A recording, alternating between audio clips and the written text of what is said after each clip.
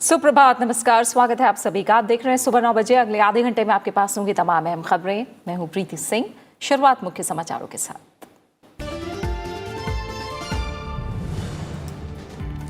चरम पर कर्नाटक का सियासी संकट। राज्यपाल ने मुख्यमंत्री एचडी कुमारस्वामी को लिखी चिट्ठी। कहा दोपहर 1:30 बजे तक साबित करे बहुमत। विश्वास मत परीक्षण बिना विधानसभा की कार्रवाई स्थगित किए जाने के बाद रात भर सदन में धरने पर रहे बीजेपी विधायक।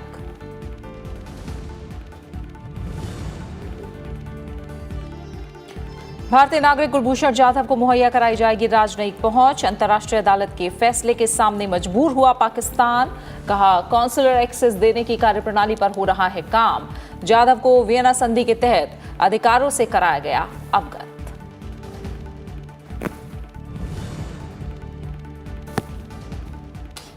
लोकसभा में शून्यकाल के दौरान कल 162 सदस्यों ने उठाए जनहित से जुड़े मुद्दे। शाम करीब 6 बजे से रात 10:50 तक चला शून्यकाल। मानवाधिकार संरक्षण संशोधन विधेयक पर आज लोकसभा में होगा विचार। सूचना का अधिकार संशोधन बिल समेत 3 विधेयक भी सदन में होंगे पेश।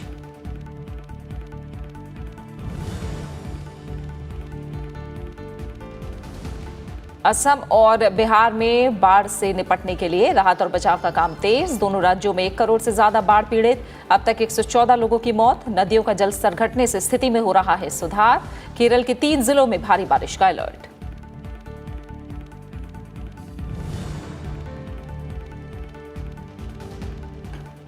राज्यसभा टीवी ने हासिल की एक और उपलब्धि। यूट्यूब पर राज्यसभा टीवी के सब्सक्राइबरों की संख्या 30 लाख के पार। उपराष्ट्रपति एम वेंकैया नायडू ने उपलब्धि पर राज्यसभा टीवी के प्रबंधन और कर्मचारियों को दी बधाई।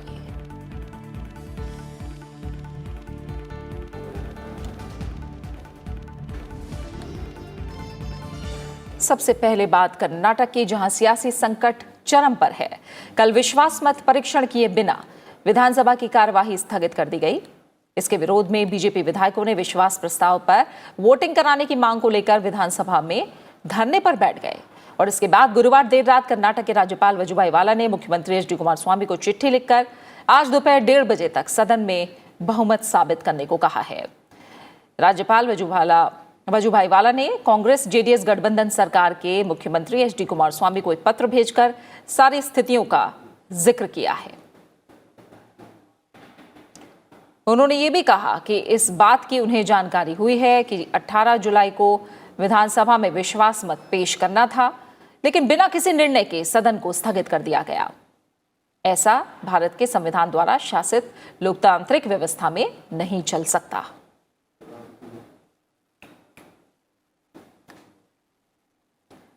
विधानसभा में मुख्यमंत्री एचडी कुमारस्वामी के नेतृत्व वाली 14 महीने पुरानी गठबंधन सरकार का भविष्य तय करने वाले विश्वास मत प्रस्ताव पर कल विधानसभा में मतदान नहीं हो सका, क्योंकि सत्ताधारी गठबंधन और विपक्षी बीजेपी सदस्यों के बीच आरोप प्रत्यारोप और अवरोध की वजह से सदन की कार्यवाही को शुक्रवार तक के लिए स्थगित कर दिया गया।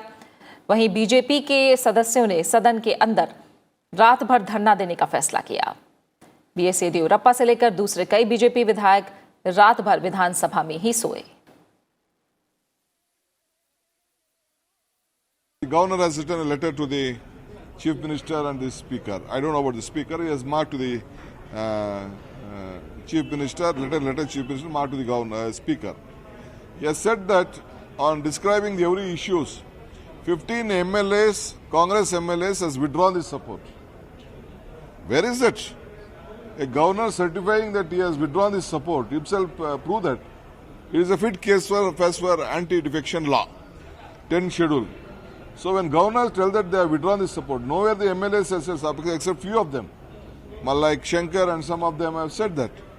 But officially, governor communicating to the speaker and the chief minister, they have withdrawn the support, clearly shows that the anti-defection law can come into force. As per the 10th schedule, they are supposed to lose the membership, and they can't become the members when they lose the membership. Chief Minister, though become minority government, he wants to continue his power. First priority is take the vote of confidence. By raising some point of order by Siddaramaiah, Krishna Bairegowda, everybody, they want to delay the vote of confidence. So there must be some time bond. There is a specific direction from the in other so many incidents, and even in the if you see the last 20-30 years precedent in Karnataka, almost 7 times there was a vote of confidence. It is decided within one day. और इसी मसले पर ज़्यादा जानकारी के लिए हम बात करेंगे कस्तूर वासुकी, वरिष्ठ पत्रकार हमारे साथ बेंगलुरु से फ़ोन लाइन पर जुड़ गए हैं। वासुकी साहब, बहुत बहुत शुक्रिया राज्यसभा टीवी के साथ जुड़ने के लिए। कल ये माना जा रहा था कि कल विश्वास मत साबित करेंगे एच.डी. कुमारस्वामी विधानसभा में, लेकिन ऐसा नहीं हुआ। जो घटनाक्रम रहा वो आपने भी देखा। अब वासुकी सर, ये समझाइए कि राज्यपाल के कहने के बाद अब संवैधानिक प्रावधान क्या है कि आज 1:30 बजे से पहले विश्वास मत हासिल करना होगा? क्या कहता है संविधान? Good morning, Preeti ji. What has happened in Karnataka Assembly yesterday is very unprecedented. Twice governor intervenes in the trust vote motion. In the beginning, it was the Chief Minister Kumaraswamy has moved the motion, but he started speaking. But immediately, as a matter of strategy, Congress leaders, especially Siddaramaiah, raised a point of order and started discussing about Schedule 10. Under that, what has happened is they started questioning the Supreme Court direction, and it has led to a kind of debate, forgetting about the trust motion, which was opposed by the BJP. And what all went on. But today, crucial. Governor, for the first time, intervened twice. Once he sent a message to the speaker, which was read out in on the floor of the House. But the second time, he has written a letter to H.D. Kumaraswamy, copy marked to the speaker, and said that you have to prove your majority, trust vote, remove the trust vote, and put it on vote within 1:30 today. So today is crucial as far as I'm concerned. This government is a minority government, and it has gone. And he is obligated. Today, Kumaraswamy is obligated to prove his majority, and I think it will be done today. Whatever it is, another MLA who was with the Congress has escaped and went and got himself admitted to a hospital in Mumbai. These developments are too sudden, and it's happening. As a strategy now, governor's intervention, and after the governor's intervention, Congress is also planning to move the Supreme Court. We don't know what is going to happen today. But right. He is duty bound. Chief Minister Kumaraswamy is duty bound to prove his. Thank you so much, Vasuki sir. Thank you so much for joining us and sharing your perspective on this story. तो बहुत बहुत शुक्रिया आपका। तो कर्नाटक के बाद अब हम दूसरी खबरों का रुख करते हैं और अब बात करेंगे कुलभूषण जाधव मामले की। पाकिस्तान अपने देश के कानून के मुताबिक भारतीय नागरिक कुलभूषण जाधव को राजनयिक पहुंच मुहैया कराएगा और इसके लिए कार्यप्रणाली पर काम हो रहा है। पाकिस्तान के विदेश मंत्रालय ने एक बयान जारी करके ये बात कही है। इसके साथ ही मंत्रालय ने कहा है कि जाधव को राजनयिक संबंधों पर वियना संधि के तहत उनके अधिकारों से अवगत करा दिया गया है। आईसीजे के फैसले के आधार पर कुलभूषण जाधव को राजनयिक संबंधों पर वियना संधि के अनुच्छेद 36 के पैराग्राफ 1B के तहत उनके अधिकारों के बारे में सूचित कर दिया गया है। अंतर्राष्ट्रीय अदालत ने पाकिस्तान को जाधव को सुनाई गई फांसी की सजा पर प्रभावी तरीके से फिर से विचार करने और राजनयिक पहुंच मुहैया कराने का बुधवार को आदेश दिया था, जिसके बाद भारत ने पाकिस्तान की जेल में बंद भारतीय नागरिक कुलभूषण जाधव के मामले में हेग स्थित इंटरनेशनल कोर्ट ऑफ जस्टिस के फैसले को अविलंब लागू करने को कहा। अंतर्राष्ट्रीय अदालत ने अपने फैसले में पाकिस्तान को अविलंब कुलभूषण जाधव को भारतीय अधिकारियों से मिलाने और पूरे मामले की प्रभावी समीक्षा करने का आदेश दिया था। Frankly, it seems to me that they are reading from a completely different verdict. The main verdict is in 42 pages.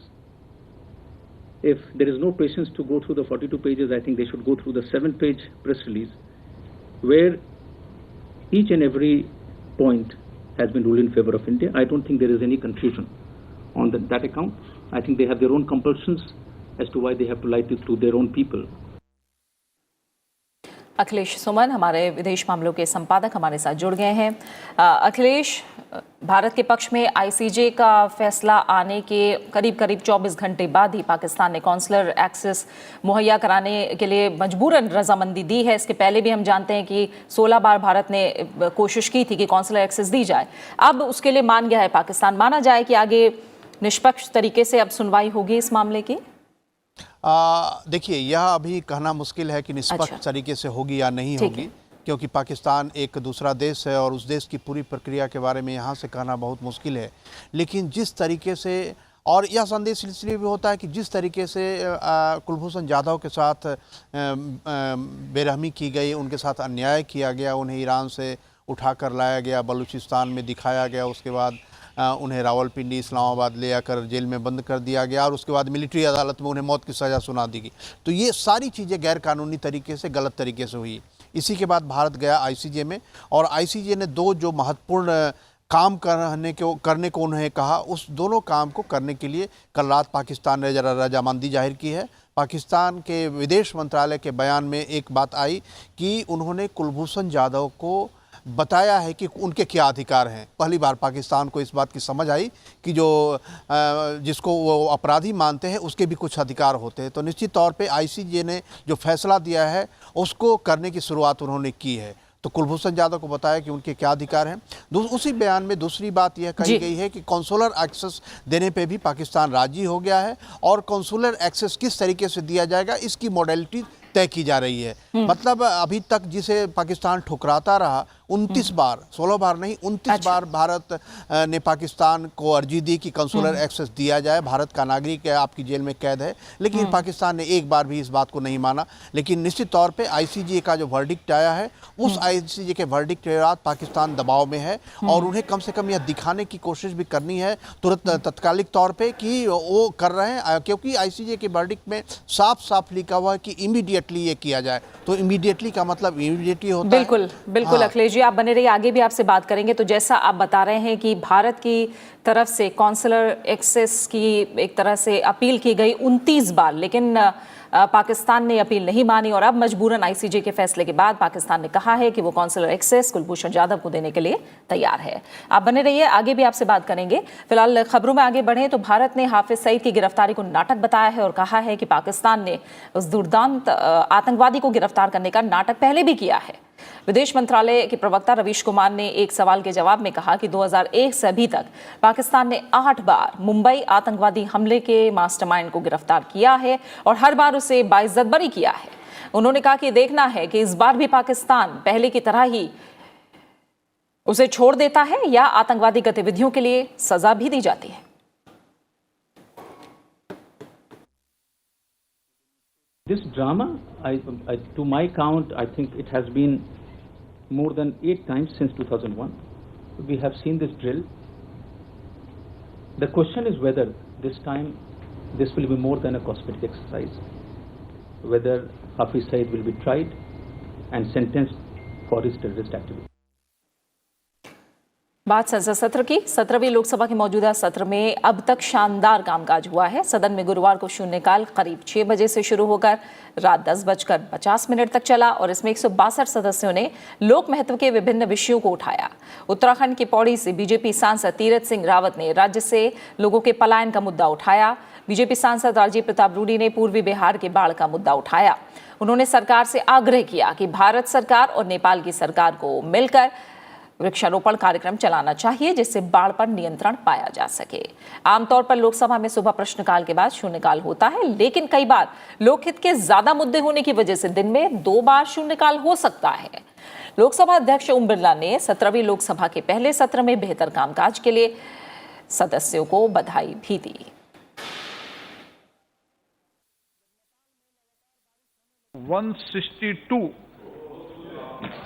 माननीय सदस्यों ने 0 ओवर में 4 घंटे और 50 मिनट में अपनी बात रही। इसके लिए मैं सभी माननीय सदस्य जो अंतिम समय तो उनको आपका विशेष धन्यवाद। माननीय पार्लियामेंट अफेयर्स मिनिस्टर, हम सरकार की तरफ से माननीय स्पीकर साहब को भी और सभी स्टाफ को भी मैं धन्यवाद समर्पित करता हूं। सभा की कार्रवाई कल दिनांक 19 जुलाई 2019 को सुबह 11 बजे तक के लिए स्थगित की जाती है। दोनों सदनों के आज के एजेंडे की अगर बात करें तो लोकसभा में आज मानवाधिकार संरक्षण संशोधन विधेयक 2019 पर विचार होना है। केंद्रीय गृह मंत्री अमित शाह विधेयक पर विचार और पारित करने का प्रस्ताव करेंगे। विधेयक में आयोग के अध्यक्ष के रूप में ऐसे व्यक्ति को भी नियुक्त करने का प्रावधान किया गया है जो उच्चतम न्यायालय का न्यायाधीश रहा है। निचले सदन में गृह राज्य मंत्री जी किशन रेड्डी ने 8 जुलाई को मानवाधिकार संरक्षण संशोधन विधेयक 2019 पेश किया था। कांग्रेस ने विधेयक पेश किए जाने का विरोध करते हुए कहा था कि यह मानवाधिकार आयोग को कमजोर करने का प्रयास है।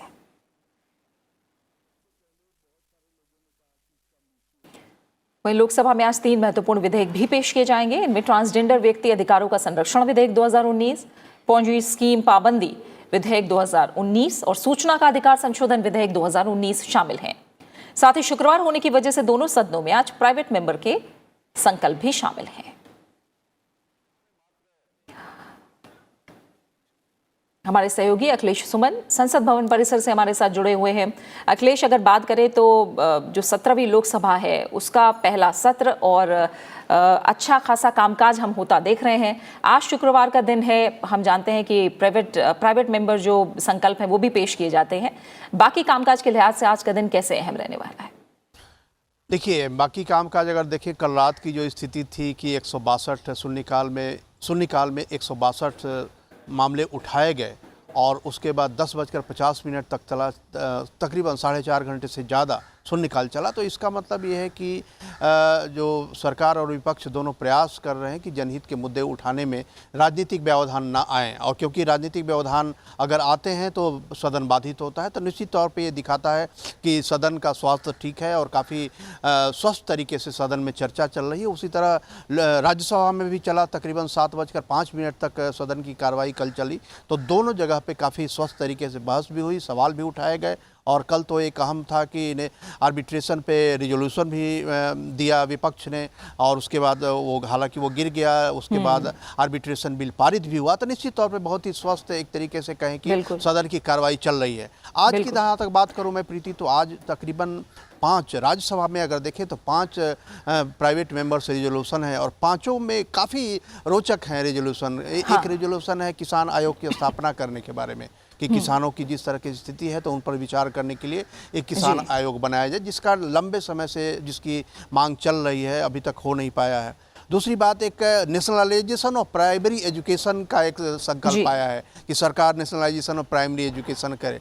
एक तीसरा एक बड़ा ये रोचक है कि बच्चों के खिलाफ जो अन्याय होते हैं, बच्चों के खिलाफ अन्याय होने की एक यार्डस्टिक तय की जाए, उसको सघन और बहुत ही बिल्कुल अखिलेश, यानी ये जो संकल्प आज पेश किए जाने आप बता रहे हैं अपने आप में काफ़ी अहमियत रखते हैं और बाकी जो एजेंडा है वो आज काफ़ी महत्वपूर्ण रहने वाला है। बहुत बहुत शुक्रिया आपका अखिलेश सुमन हमारे साथ जुड़ने के लिए और इस जानकारी को फिलहाल हम तक पहुंचाने के लिए। और इससे पहले लोकसभा ने वित्त विधेयक 2019 को मंजूरी दे दी है। वित्त विधेयक पर चर्चा का जवाब देते हुए वित्त मंत्री निर्मला सीतारमण ने कहा कि 2019-20 के आम बजट में कर प्रावधानों का मकसद जीवन स्तर और उसकी गुणवत्ता को बेहतर बनाना है, लोगों की परेशानियों को कम करना और न्यूनतम सरकार और अधिकतम सुशासन को सुनिश्चित करना है।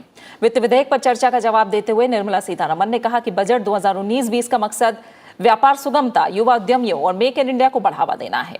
उन्होंने कहा कि सरकार का इरादा भारत को दुनिया का बहुत बड़ा वित्तीय हब बनाने का है। ये भी कहा कि सरकार का मकसद डिजिटल लेन देन को बढ़ावा देना है।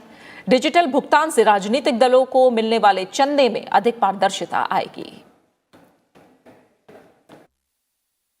If we have already set ourselves a 10-year vision, we are also setting ourselves a 5-year target, all of which was explained during the budget. This finance bill, through the finance bill, essentially through the various taxation proposals that we are bringing before you, we are underlining the fact that Make in India needs to be given greater push. And that is why when you look at the direct tax amendments, as I mentioned in the morning, are looking at 7 acts, all of which are getting amended in some way or the other, relate to the reduction in corporate tax rate, where in order to reduce the effective tax on corporates, वहीं राज्यसभा में भी कल 2 अहम विधेयकों को मंजूरी दे दी गई। इनमें नई दिल्ली अंतर्राष्ट्रीय मध्यस्थता केंद्र विधेयक और भारतीय पंचायत परिषद की स्थापना के प्रस्ताव से जुड़ा हुआ मध्यस्थता और सुलह संशोधन विधेयक 2019 शामिल है। सदन में कानून मंत्री रविशंकर प्रसाद ने चर्चा का जवाब दिया। नई दिल्ली अंतर्राष्ट्रीय मध्यस्थता केंद्र विधेयक का मकसद देश की राजधानी दिल्ली को वाणिज्यिक मामलों की मध्यस्थता का केंद्र बनाना है। लोकसभा से इस विधेयक को मंजूरी मिल चुकी है। वहीं मध्यस्थता और सुलह संशोधन विधेयक 2019 में भारतीय पंचायत परिषद की स्थापना का प्रस्ताव है। This whole arbitration ecosystem, as I said, is being sought to be built in the context of a larger narrative to make India a good place for doing business, for investment and also for dispute redressal. ये समझना बहुत जरूरी है sir. बात मौसम से बिगड़े हालात की। देश के कई इलाकों में बाढ़ का कहर जारी है। खासकर बिहार, असम और मेघालय में बाढ़ के प्रकोप से मृतकों की संख्या बढ़कर 110 से ज्यादा हो गई है। कुछ जगहों पर बारिश थमने से बेहतर भी हुए हैं। असम में बाढ़ में मरने वालों की संख्या बढ़कर 36 हो गई और करीब 54 लाख लोग विस्थापित हुए हैं। राज्य के 33 में से 28 जिले अब भी भीषण बाढ़ की चपेट में हैं।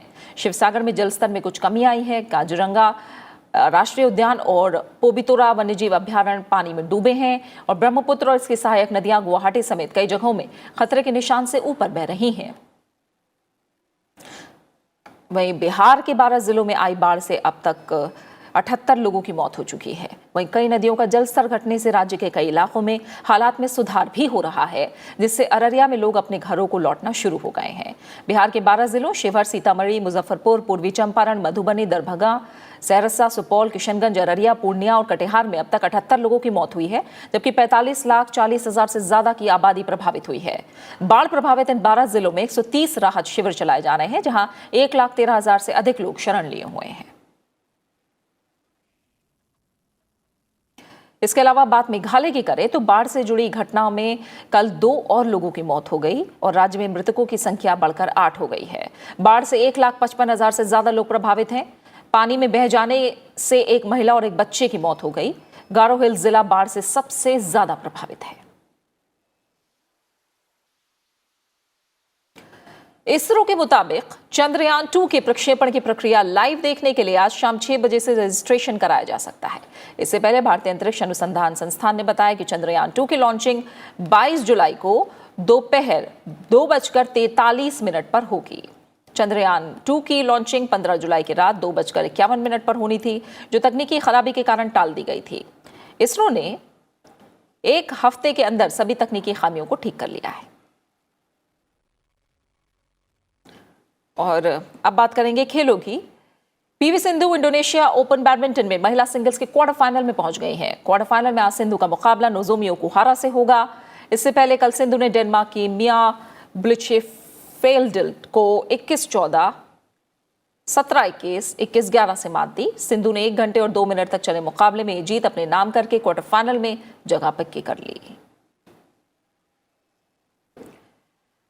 वहीं बात शूटिंग की करें तो सरबजोत सिंह ने ISSF जूनियर विश्व कप निशानेबाजी की 10 मीटर एयर पिस्टल स्पर्धा में स्वर्ण पदक जीता है। सरबजोत ने 239.6 अंक हासिल किए। जर्मनी में चल रही इस प्रतियोगिता में भारत का ये 9वां स्वर्ण है।